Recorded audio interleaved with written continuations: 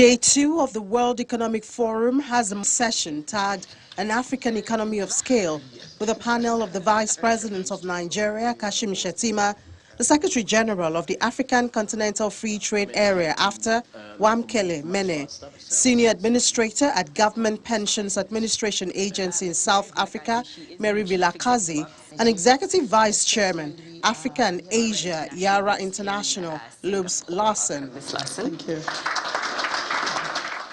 Attention here is on the African Free Trade Area and how over 1.3 billion people are connected into a single market, unlocking novel opportunities for African and global businesses in critical industries. The products that were traded ranged from processed agricultural products to manufactured goods to services also. The lessons that we learned is that actually the private sector is ready. Governments have to move much faster, but private sector across the continent is ready to take advantage of the AfCFTA. This year, the intensified effort will be on the services sector. So tourism sector, banking sector, within the framework of this pilot, this guided trade initiative that we want to see, and the enabling tools. Mm-hmm. And I'll mention just two of those enabling tools. One is the Pan-African Payments and Settlement System, as I mentioned, to enable payments in local currency, to reduce the cost, to reduce the barriers to trade. And then second, soon the Ministers of Trade will conclude the protocol on digital trade, which will further enhance competitiveness of Africa's economy. The achievement of AfTA is also of interest to the Pensions Administration Agency in South Africa. When we look at the numbers of how much the frictional cost of trade is on the continent, because as you said, people need to access currencies that they don't trade in.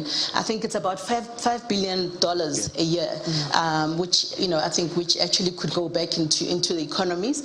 And I mean, you made the point around lending. So some of the challenges that we see, and where as banks we would like to leverage more of our balance sheet for productive capital formation. The potentials of digital revolution in Africa is the message from the Vice President of Nigeria, Mr. Shettima, and he seeks for partnership to explore the potentials. We are the youngest continent in the world. For instance, Nigeria, the average age of the Nigerian population is 19. And this huge youth bulge, we can truly transform them into demographic dividends.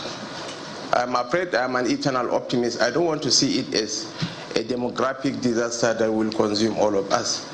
Because once we wear our thinking caps as leaders, once we reach out to the global community for partnership, I believe that Africa stands poised to be a driver of change and growth in the world.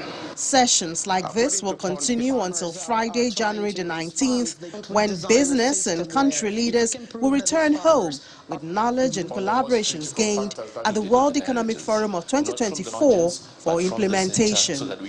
Ini John Mekwa, Channels Television News.